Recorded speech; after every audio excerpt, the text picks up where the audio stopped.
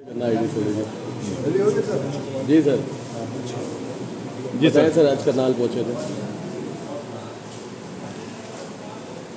हरियाणा में चुनाव प्रचार एक नई ऊंचाई तक पहुंची है। जनता के सामने भारतीय जनता पार्टी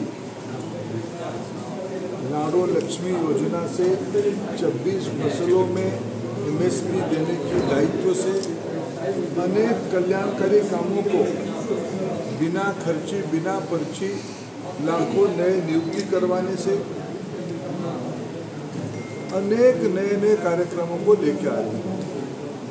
जनता कांग्रेस की पिछले 4 से 14 की सरकार और भारतीय जनता पार्टी की 14 से 24 की सरकार की तुलना कर रही है। जिस प्रकार के जमीनी फीडबैक आ रही है, भारतीय जनता पार्टी स्पष्ट बहुमत के साथ तीसरे बार प्रदेश में सेवा करने की हमको अवसर मिलेगा। हम पूरा आत्मविश्वास के साथ इसको कहते हैं।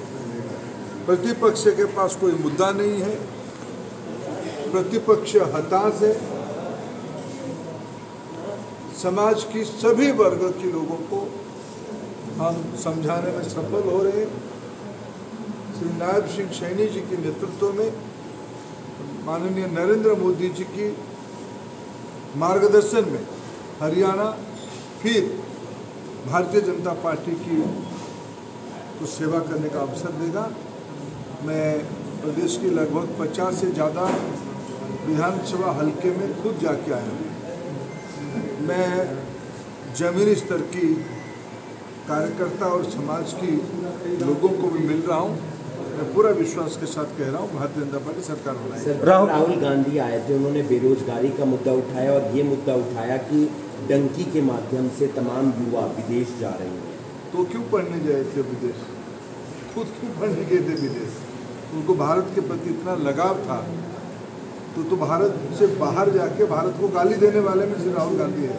वो अमेरिका में जाके कहते हैं हम सत्ता में आने के बाद आरक्षण को बंद कर देंगे। बाकी रहा बेरोजगारी के मामले में, अभी जो राष्ट्रीय स्तर पे आंकड़े आए हैं उसमें बेरोजगारी की संख्या सर्वभारतीय स्तर पे सबसे नीचे स्थान पे है।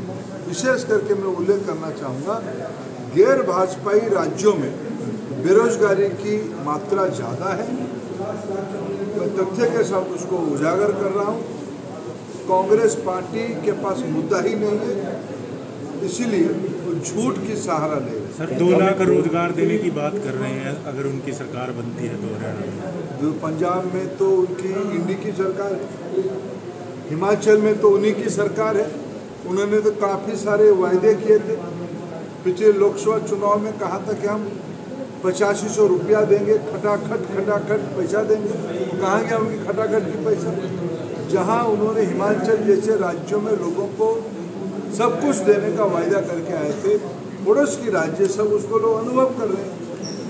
झूठ की दूसरे नाम कांग्रेस पार्टी। भूपेंद्र सिंह हुड्डा कह रहे हैं कि अपना 10 साल का कार्यकाल में क्या काम करें वो बताएं।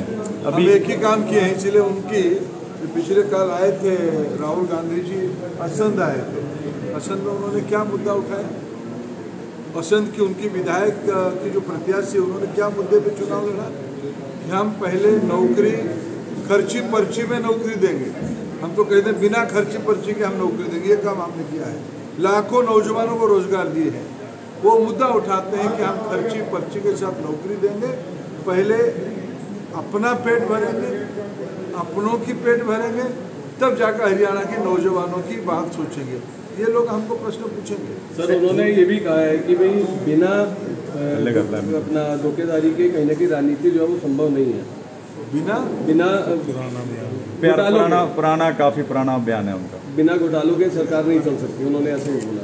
देखो, जिन लोगों ने हरियाणा की भविष्य को बिक्री किया, जिन लोगों ने नौजवानों की भविष्य को अंधकार में डाला है, जिन्होंने हरियाणा के किसानों की जमीन को जबरन ले लिया है, ये सरकार क्या कहेगी? कैसे सरकार चलाएंगे? भ्रष्टाचारियों की सरकार है, एक परिवारवादियों की सरकार है। हिमाचल में एक फैसला लिया है कांग्रेस सरकार ने कि आपकी दुकान होगी उसके आगे नाम लिखना होगा। यूपी में इसका विरोध कर रहे थे, आपका रिएक्शन?